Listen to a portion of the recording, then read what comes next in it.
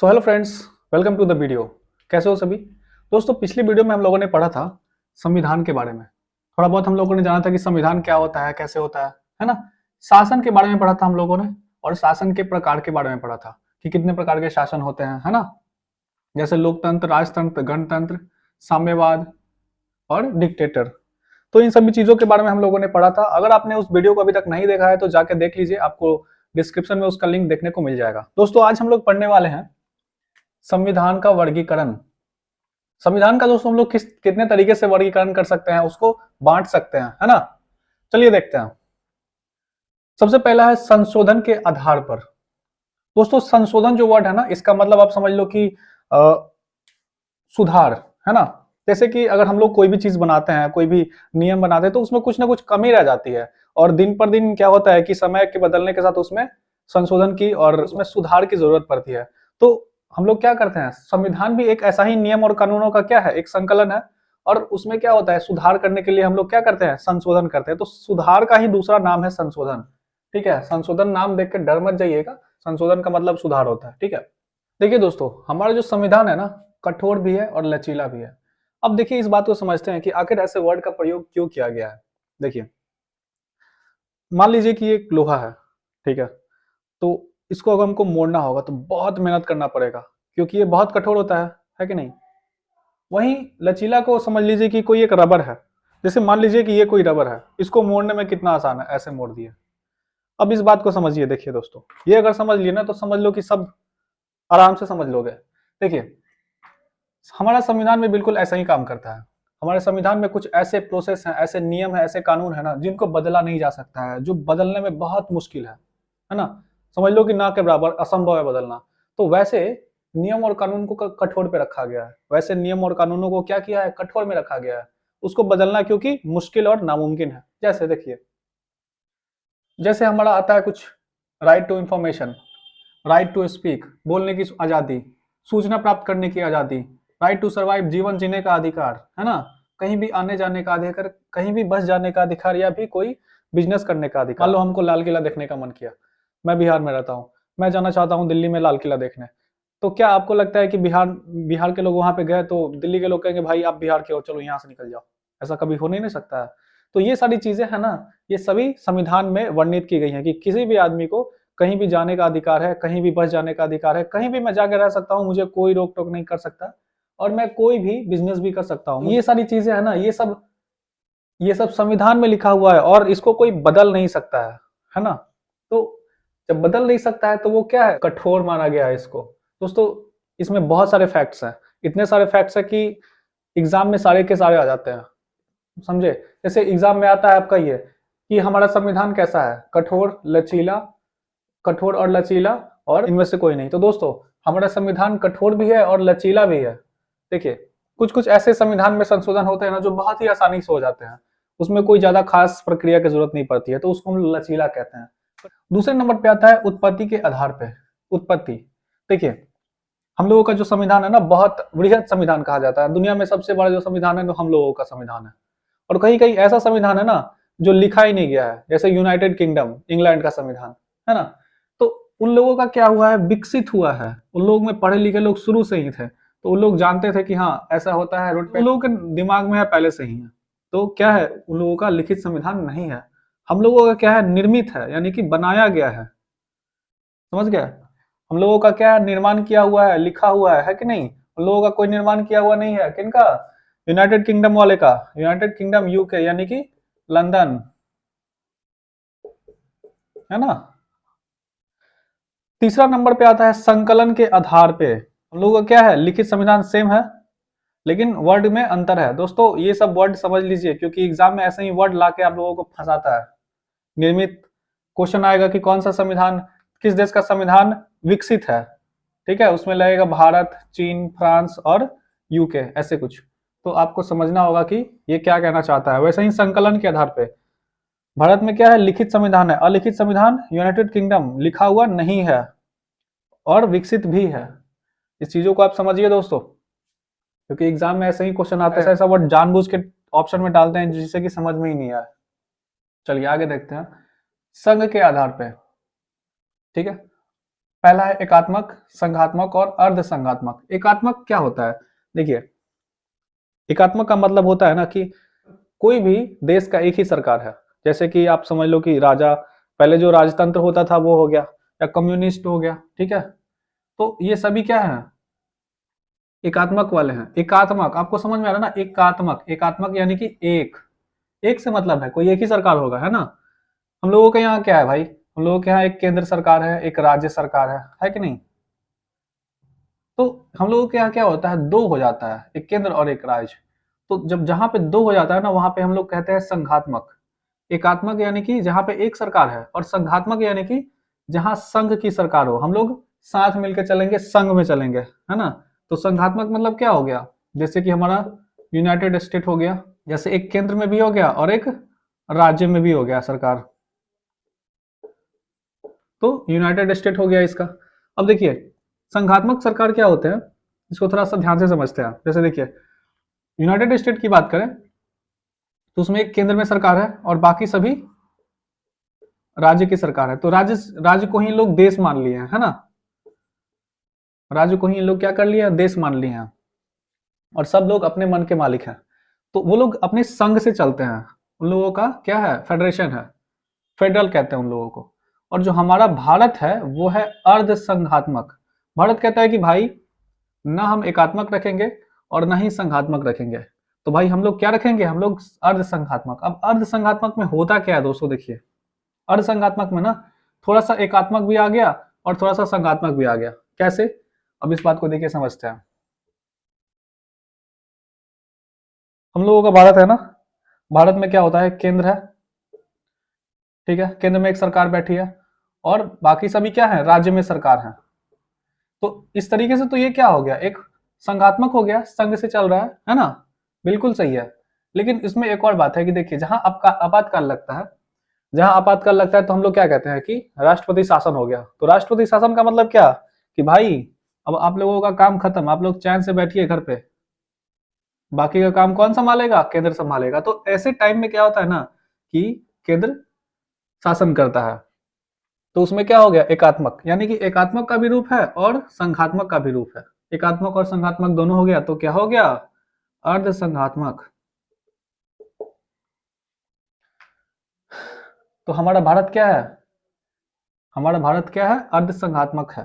तो देखिए, हम लोगों का क्वेश्चन आता है ऐसे एग्जाम में कि कौन सा ऐसा देश है जो एकात्मक की तरफ झुकाव है ना। चार ऑप्शन दिए रहेंगे, या संघात्मक की तरफ है, या फिर अर्ध संघात्मक की तरफ है। अर्ध संघात्मक की तरफ कौन सा है, हम लोगों का देश क्या है, तो अर्ध संघात्मक है। यहाँ पे एकात्मक को हम लोग कहते हैं यूनिटरी सिस्टम, संघात्मक को कहते हैं फेडरल सिस्टम, और इसको कहते हैं क्वासी फेडरल, है ना। तो हम लोगों का जो भारत है वो क्या है, क्वासी फेडरल है। अब आता है शासन प्रणाली का आधार। शासन प्रणाली क्या है हम लोगों का, लोकतंत्र, राजतंत्र। आप लोगों को पहले वाले चैप्टर में बताया था, लोकतंत्र क्या होता है, लोगों के द्वारा और लोगों के लिए शासन, ठीक है। लोगों में से एक आदमी चुन के जाता है और वही शासन करता है, लोगों का प्रतिनिधित्व करता है। राजतंत्र में क्या है कि किसी देश का शासन करता राजा होता है, तो उसे हम लोग राजतंत्र कहते हैं, ठीक है। तो शासन के इतने सारे प्रणाली हैं, और इसमें से दोस्तों एग्जाम में क्वेश्चन भर भर के आता है, ठीक है। तो इस चीजों को समझ लो, अगर आपको कोई प्रॉब्लम हो तो आप मुझे पूछना, ठीक है। तो चलिए आगे बढ़ते हैं फिर। तो दोस्तों आइए समझते हैं भारत में संवैधानिक विकास का क्रम, यानी कि संविधान का विकास कैसे हुआ, ठीक है। दोस्तों इसके लिए दोस्तों हम लोगों को इतिहास में थोड़ा पीछे जाना होगा। चलिए मैं आप लोगों को एक कहानी सुनाता हूँ। ये कहानी बहुत इंटरेस्टिंग है और उतनी ही ज़्यादा इम्पोर्टेंट भी, क्योंकि बिना उस कहानी के आप इसे पढ़ तो लोगे, याद तो कर लोगे, लेकिन सीख नहीं पाओगे। तो मैं चाहता हूँ कि आप लोगों को मैं कुछ सिखाऊं, ठीक है। थोड़ा सा पेशेंस रख के सुनना, ठीक है, बहुत ही इंपॉर्टेंट कहानी है। देखिए दोस्तों, ये जो कहानी शुरू हुई थी 1498 ईस्वी में। 1498 ईस्वी में एक व्यक्ति था जिसका नाम था Vasco da Gama. Vasco da Gama Europe का एक आदमी था, पुर्तगाल था, और उसने एक नए समुद्री मार्ग की खोज की जो बिल्कुल इस तरीके से जाके भारत पहुंचा था, ठीक है। इन लोगों को पता तो था कि एक भारत नाम का जगह है जहां पे बहुत पैसे हैं, इतने पैसे कि वहां के लोग सोने के चिड़िया के नाम से जाना जाता है वहां की जगह। तो ये पहली बार जब यहाँ पे गया और यहाँ से मसाले वसाले, यहाँ का जो संपदा, खनिज संपदा जो भी था, यहाँ से खरीद के जब ये यहाँ से वापस आया, यहाँ से जब ये वापस आया तो यहाँ पे जो भी सामान खरीदा था ना, उसका 60 गुना लाभ कमाया था ये, है ना। तो पहली बार ऐसा कुछ हुआ था कि कोई भी सामान पे 60 गुना लाभ कमाया। तो इसके अगल बगल जो पड़ोसी देश थे ना, जैसे फ्रांस हो गए, डच हो गए, नीदरलैंड हो गए, ये सारे लोग देख के जलने लगे इसे, बोले भाई ये जा रहा है तो हम लोग क्यों नहीं जा सकते हैं। ये लोग भी क्या कर रहे हैं, धीरे धीरे यहाँ पे इंडिया आने लगे इसी रास्ते से। चलो भाई इंडिया चलते हैं, यहाँ से हम लोग भी पैसे कमाएंगे। अब देखिए ये बात पता चला अंग्रेजों को। अब अंग्रेज पीछे क्यों रहने वाले थे भाई। आप मैप में जाके देखिएगा ना, तो मैप में क्या है, यूरोप में ना छोटे छोटे देश हैं और वो सभी क्या है, थोड़ा बहुत चारों तरफ पानी से घिरा हुआ है, और उन लोगों के बीच में ना कंपटीशन ज्यादा था। अगल बगल में छोटे छोटे जो देश होते हैं ना, जैसे देखिए गाँव में देखेंगे ना, गाँव में अगल बगल घरों में कंपटीशन ज्यादा होता है, उस फलना का लड़का ये कर लिया तो हम क्यों नहीं करेंगे, हम भी करेंगे। वैसे ही यहाँ पे था, देखिए अंग्रेजों में ना ऐसा ही कंपटीशन था बगल के देशों में, सभी में। तो अंग्रेज क्या किए, अंग्रेजों ने भी ये प्लान बनाया, बोला कि भाई हम लोग भी चलते हैं। उन्होंने क्या किया ना, जब सब कोई ना हैप्पी न्यू ईयर बना रहा था,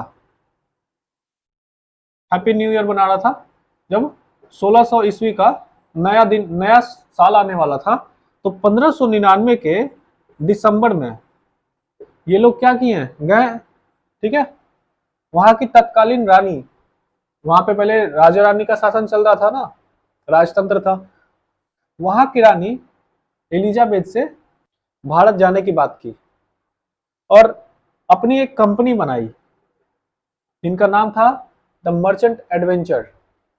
कंपनी बनाई 1599 ईस्वी में। इन लोगों को क्या मिल गया, एकाधिकार मिल गया। कितने सालों का, 15 सालों का, 15 सालों का एकाधिकार मिल गया। बोला कि भाई, एलिजाबेथ बोली कि जाओ 15 साल तक ऐश करो, कोई तुमको बीच में रोके टोकेगा नहीं, तुम अकेले वहां पे राज करोगे, जाओ वहां पे जाके बिजनेस करो। अब ये लोग खुशी के मारे पागल हो गए, और 1608 ईस्वी में ये क्या किए हैं, इंडिया पहुंचे। ठीक है, थोड़ा सा नक्शा आप समझ लेना इंडिया का। अब जब ये पहली बार 1608 ईस्वी में आए तो व्यापार करना शुरू किए, और जैसे ही व्यापार करना शुरू किए और जब इनके पास थोड़ा सा रुपया पैसा आया, जब ये लोग देखे कि यहाँ के लोग थोड़ा सा कमजोर दिख रहे हैं, तो ये लोग क्या किए, युद्ध लड़ना शुरू कर दिए यहाँ के राजाओं से। तो जो छोटे मोटे राजा थे वो हार जाते थे, तो ये क्या करते थे, उनका जमीन, उनका राज्य हड़प लेते थे। अब क्या हुआ कि जब इनको सत्ता दिखने लगी, जब इनको पावर दिखने लगा ना, तो उसके बाद इन्होंने क्या किया, छोटे मोटे क्षेत्रों को अपने कब्जे में ले लिया और वहां पे अपना हुकूमत चलाने लगे, वहां पे अपना नियम कानून कायदा कानून चलाने लगे। देखिए हम लोगों के यहाँ क्या था, हम लोगों के यहाँ पहले राजा थे और प्रजा थी, मंत्री थे और मंत्री लोग थे। लेकिन इन लोगों का कॉन्सेप्ट बिल्कुल अलग था, नए नए विचार वाले लोग आए हुए थे, तो अपने विचार से, अपने तरीकों से काम करना शुरू किया, अपने नियम लगाने शुरू किए। अब देखिए, जैसे ही दूसरा जो युद्ध होता है 1764 ईस्वी में, 1764 ईस्वी में जो युद्ध होता है ना, वो निर्णायक युद्ध होता है। ये युद्ध होने के बाद इनको बहुत बड़ा एरिया मिल जाता है इनके अंडर में। अब बहुत बड़ा एरिया आने के बाद बहुत बड़ी जिम्मेवारी भी आएगी कि इतने बड़े लोगों का प्रशासन देखना है, व्यवस्था देखना है कि नहीं। तो इन लोगों ने क्या किया ना, इन लोगों ने अपना जो नियम कानून वहां से लाए थे, जो उनके यहाँ चलता था, जो ब्रिटेन में चलता था, वो सारे नियम कानून यहाँ पे लगाना शुरू किए और नए नए कानून बना के धीरे धीरे क्या किए, क्षेत्रों को विस्तार करने में लग गए। इस तरीके से वे लोग क्या किए, पूरे भारत को क्या कर लिए, कब्जा कर लिए अपने में अंदर। अब देखिए, पूरे भारत को कब्जा तो कर लिए, तो उनको चलाने के लिए नियम चाहिए ना, व्यवस्था चाहिए। तो ये लोग क्या किए, हर एक 10 साल पे एक नया नया नियम लाते थे, हर एक नए नए नियमों में सुधार करते थे। क्योंकि देखिए, मैंने आप लोगों को बताया ना कि कोई भी नियम परफेक्ट नहीं होता है, हर एक कुछ ना कुछ कमी रह जाता है उसमें। तो उसमें भी बहुत सारी कमियां रह गई थी, तो वो लोग क्या करते थे, हर एक नियम में सुधार करते थे। तो देखिए, वो जो नियम है ना, वो नियम धीरे धीरे आगे चला, और लास्ट में एक समय आया 1935।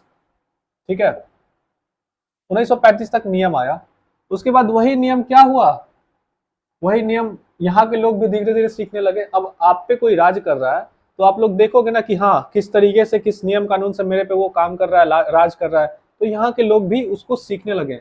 और एक समय आया कि यहाँ के लोग के हाथ में जब सत्ता आई तो वो उस नियम को और भी अच्छे से अपने लिए बनाकर एक समय पेश किया अपने लोगों के लिए, ठीक है। तो वही नियम क्या हो गया, संविधान हो गया। संविधान क्या है, नियम कानूनों का ही तो एक संकलन है, समझ गया। थोड़ा सा हम लोग ये जानेंगे कि इन लोगों ने कब क्या नियम लाया था, उससे आप लोगों को एक समझ और एक अंडरस्टैंडिंग लेवल थोड़ा डेवलप हो जाएगा, और इससे आप लोग को सीखने में भी थोड़ा आसानी मिलेगा। देखिए दोस्तों, सबसे पहला जो एक्ट आया था वो था 1773 का एक्ट। 1773 के एक्ट को समझने से पहले थोड़ा सा मैं आपको इसके पीछे ले जाता हूं। देखिए, सबसे पहले इन्होंने बंगाल को जीत लिया था, है ना। 1764 ईस्वी में बंगाल को इन्होंने जीत लिया। बंगाल को जीतने के बाद यहाँ पे एक आदमी बैठाया जिसका नाम था रॉबर्ट क्लाइव।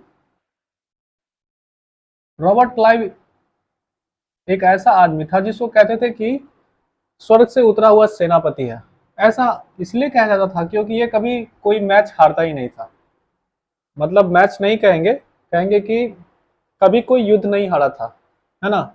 और ये इतना क्रूर था, इतना क्रूर था कि जब तक ये यहाँ पे रहा था, समझो बंगाल में ना अकाल पड़ गया था। क्या हुआ था कि अपने कठपुतली शासक को यहाँ पे बैठा दिया और वो शासक शासन करता था और जितने रुपए पैसे होते थे सब खुद ले लेता था।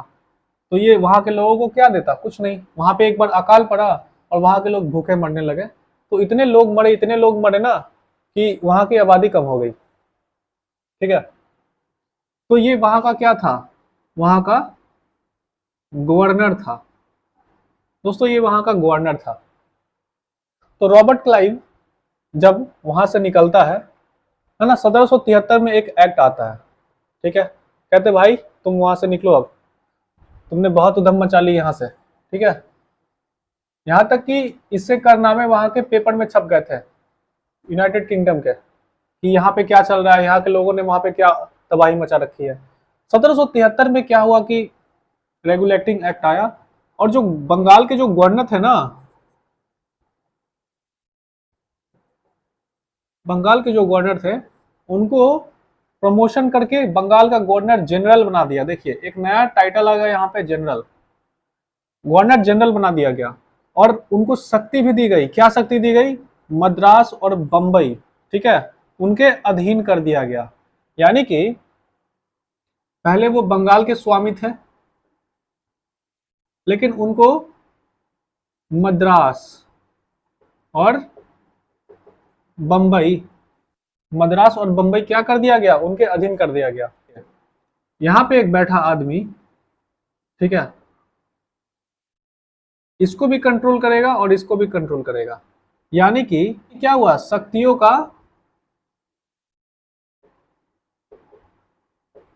का केंद्रीकरण हुआ ना भाई। यहाँ का जगह दोनों, और यहाँ का जगह तीनों एक ही आदमी संभाल रहा है। तो शक्तियों का केंद्रीकरण एक चीज आया। गवर्नर जनरल की सहायता में 4 सदस्यों का ना एक टीम बना।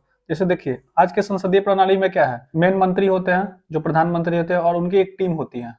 तो सेम इसी के जैसा भी एक यहाँ से इसकी शुरुआत हुई थी। दूसरी बात देखें, 1774 में ना उच्चतम न्यायालय की स्थापना भी हो गई थी। संसदीय नियंत्रण क्षेत्र की एक स्थापित क्षेत्र भी जैसा हो गया था, है ना। प्रशासनिक राजनीतिक कार्यों में मान्यता मिली थी। पहली बार ऐसा हुआ था, केंद्रीय प्रशासन की नींव रखी थी। केंद्रीय प्रशासन कैसे, बंगाल में बैठा हुआ आदमी मद्रास पे भी राज कर रहा है और बंबई पे भी राज कर रहा है। तो ये 1773 का रेगुलेटिंग एक्ट है। देखिए दोस्तों, 1784 में आया Pitt's India act. Pitt's India act में क्या था, बोर्ड ऑफ डायरेक्टर और बोर्ड ऑफ कंट्रोलर, ये दो अलग अलग संस्थाएं बनाई गई। दोनों का काम क्या था, देखिए, बोर्ड ऑफ डायरेक्टर का काम था व्यापारिक मामले को देखना और कंट्रोलर का राजनीतिक मामले। ये इसके काम में हस्तक्षेप नहीं करेंगे और ना ही ये इसके काम में हस्तक्षेप करेंगे। देखिए, धीरे धीरे इनका कानून है ना, हमारे से थोड़ा आज के कानून से रिलेट कीजिए। हमारे यहाँ न्यायपालिका है, विधायिका है, कार्यपालिका है। न्यायपालिका न्याय देता है, विधायिका विधि बनाता है और कार्यपालिका कार्य करता है, ठीक है। तो न्यायपालिका विधि निर्माण में कोई हस्तक्षेप नहीं कर सकता है, विधायिका, कार्यपालिका में कोई हस्तक्षेप नहीं कर सकता है। तो देखिए ये सारी चीजें धीरे धीरे हम लोगों के यहाँ क्या हुई है, यहीं से तो ये सब प्रेरणा मिली है, तब जाके हम लोगों का ये संविधान बना है। तो ये सब को रिलेट करते रहिएगा आज के टाइम से। उसके बाद आया दोस्तों चार्टर एक्ट 1793, कर्मचारी वेतन भारतीय राजस्व से दिया जाने लगा। देखिए आज के जमाने में क्या होता है, आज के टाइम में जितने भी कर्मचारी है ना, उनको वेतन कहां से मिलता है, भारतीय राजस्व से मिलता है कि नहीं। तो यहां से आप रिलेट कर सकते हैं कि उस समय भी क्या था, राजस्व से वेतन दिया जाता था, और आज भी राजस्व से वेतन दिया जाता है कर्मचारी को, जितने भी सरकारी कर्मचारी हैं। फिर आता है चार्टर एक्ट 1833, बंगाल के गवर्नर जनरल को भारत का गवर्नर जनरल बना दिया गया। अब देखिए ये सरकार क्या हो गया, एक केंद्रीकृत हो गया। अब ये भारत का गवर्नर जनरल कहा जाने लगा। अब ये सारे निर्णय लेता था और सबको ये डायरेक्शन देता था, है कि नहीं। कानूनों का वर्गीकरण कर दिया गया, नए नए कानून बनाए और उनका क्या कर दिया गया, वर्गीकरण कर दिया गया। लॉर्ड मैकाले की अध्यक्षता में विधि आयोग, एक आयोग बनाया गया, विधि आयोग बनाया गया, है ना। तो देखिए बड़ा क्षेत्र रहेगा तो बहुत अलग अलग विधियां बनाई जाएंगी ना, तो आयोग बनाया जाएगा और अधिक विधियों की जरूरत होगी। तो इसके लिए क्या किया जाने लगा, विधि आयोग बनाने जाने लगा। उसके लिए विधि आयोग बनाया गया और विधि आयोग में विधियां बनने लगी। ठीक, फिर आया 1858 में क्या हुआ था, देखिए 1857 में महान क्रांति हुई थी, और क्रांति होने के बाद सीधे वहां का शासन ब्रिटिश क्राउन के हाथ में चला गया था। क्राउन यानी कि वहां की रानी। मंत्रिपरिषद का गठन हुआ, भारत के लिए स्पेशली मंत्रिपरिषद का गठन हुआ, और भारतीय मामलों में ब्रिटिश संसद का सीधा नियंत्रण होने लगा। अब कंपनी वाले को बोला गया कि भाई आप लोग अब निकलिए, ठीक है, और अब हम जो भी काम होगा हम लोग करेंगे खुद। संसद के नियंत्रण में चला गया। रहते तो वही लोग थे, लेकिन कंपनी का शासन नहीं चलता था। अब शासन चलता था किसका, सीधे क्राउन का, यानी कि संसद का। समझ गए।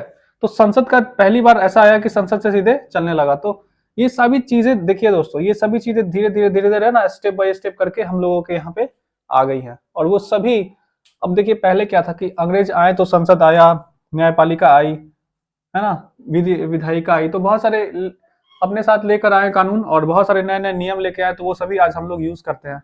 हम लोगों को कहाँ ये सब पहले पता था, कुछ पता नहीं था। 1861 के अधिनियम में विभागीय प्रणाली की शुरुआत की गई, अलग अलग विभाग के अलग अलग काम दे दिए गया। दूसरा, गवर्नर जनरल अध्यादेश जारी करने की शक्ति, गवर्नर जनरल है ना, उसको अध्यादेश जारी करने की शक्ति दे दी गई। जैसे कि आज के टाइम में राष्ट्रपति क्या करता है, अध्यादेश जारी करता है। दूसरी चीज मनोनीत, कोई किसी क्षेत्र में अच्छा उत्कृष्ट कार्य कर रहा है तो उसको राज्यसभा में मनोनीत कर लिया गया। कानून बनाने में भारतीयों का शामिल कर दिया गया। बोला गया कि भारतीयों के लिए कानून बनाया जा रहा है तो भारतीयों को थोड़ा शामिल कर लिया जाए। फिर आता है 1909 में मार्ले मिंटो सुधार। 1909 को हम लोग जानते हैं मार्ले मिंटो सुधार से। ये क्या किया, मुस्लिम के लिए पृथक चुनाव किया गया।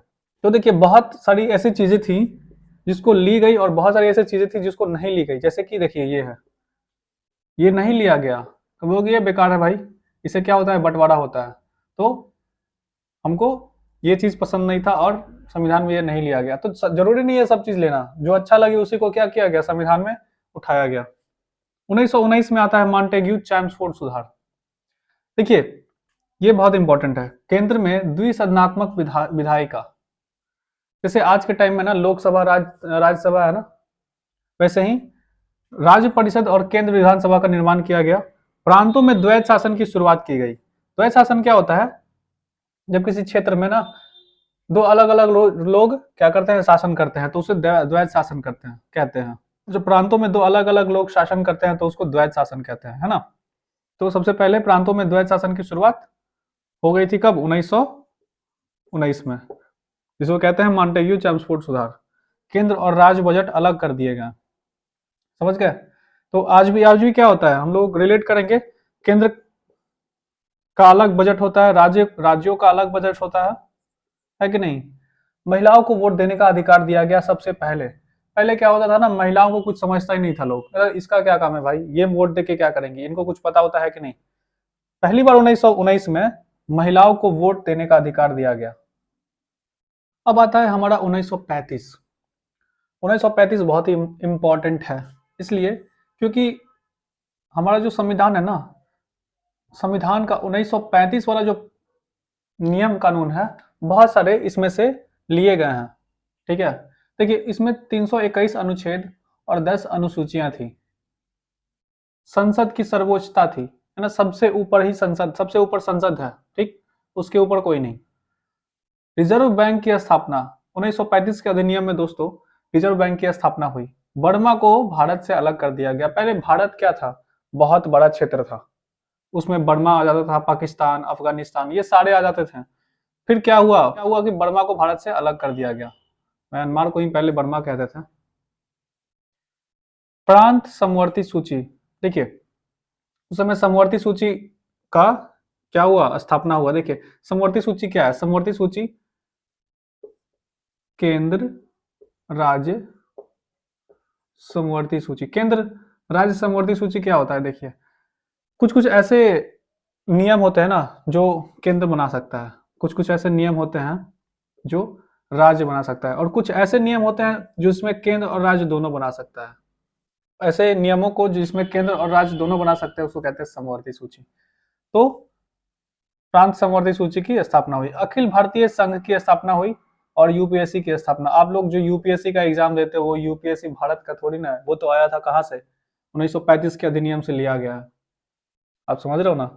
तो आज जो भी कुछ आप देख रहे हो वो कहीं ना कहीं अधिनियम आया है तो अधिनियम से ही लिया गया है, और कुछ कुछ ऐसे हैं जो भारत अपने मन से, अपने से क्रिएट किया हुआ है, उसको बनाया हुआ है और फिर उसमें वो ऐड किया गया। 1947 आ जाता है, देखिए भारत शासन अधिनियम 1947। इंडिया और पाकिस्तान, भारत और पाकिस्तान की स्थापना की गई, दोनों को अलग कर दिया गया 15 अगस्त 1947 को। संविधान बनने तक 1935 के अधिनियम द्वारा ही शासन होगा। देखिए लोगों की मांग थी, भारत के लोगों की मांग थी कि भैया हम लोग अपना संविधान खुद बनाएंगे, आप लोगों के जब हम लोग आजाद हो जाएंगे, हम लोग अपना देश खुद चलाएंगे, तो आपके संविधान से हम क्यों चले, हम अपना संविधान क्यों ना बनाएं। तो उसके बाद उन्होंने कहा कि हम लोग अपना संविधान खुद बनाएंगे, और उनको 1935 का संविधान का कुछ ऐसा नियम था ना, वो कानून था, वो अच्छे लग रहे थे, तो बोले कि चलो भाई जब तक अपना संविधान बन नहीं जाता तब तक 1935 वाला ही चलेगा, जब हम लोगों का संविधान बन जाएगा तो अपना हम लागू कर देंगे। तो इस तरीके से जब संविधान बनाया गया ना, तो हम लोग क्या किए, हम लोग संविधान जब बनाए तो कुछ नियम अनुच्छेद हम लोग यहाँ से क्या किए, ग्रहण किए, जो जो अच्छे नियम थे उसमें से क्या किए, उसको चुन के एक अच्छा एकदम मस्त संविधान बनाए जो हमारे लोगों के लिए क्या था, बेहतर था। इस तरीके से हम लोगों का संविधान बनाने की शुरुआत हुई। अब हम लोग आगे बढ़ेंगे कि संविधान कैसे बना, कितने लोग उसमें आए थे, कहाँ कहाँ के लोग उसमें शामिल हुए, कहाँ के लोग शामिल नहीं हुए, संविधान बनने में कितना समय लगा। अब हम लोग संविधान के बारे में थोड़ा डिटेल में पढ़ेंगे अगले वीडियो में, ठीक है। तो दोस्तों आज के लिए बस इतना ही। आई होप कि आपको ये वीडियो पसंद आया होगा। एक और बात कहूँगा दोस्तों, अगर आपने यहाँ तक वीडियो देख लिया है तो आप कमेंट में जय हिंद लिख दीजिएगा, जिससे पता चलेगा कि कितने लोगों ने यहाँ तक वीडियो देखा है, ठीक है। चलिए मिलते हैं अगले वीडियो में, तब तक के लिए इसको प्रैक्टिस कीजिए, नोट्स बनाइए, क्वेश्चन बनाइए, ठीक है।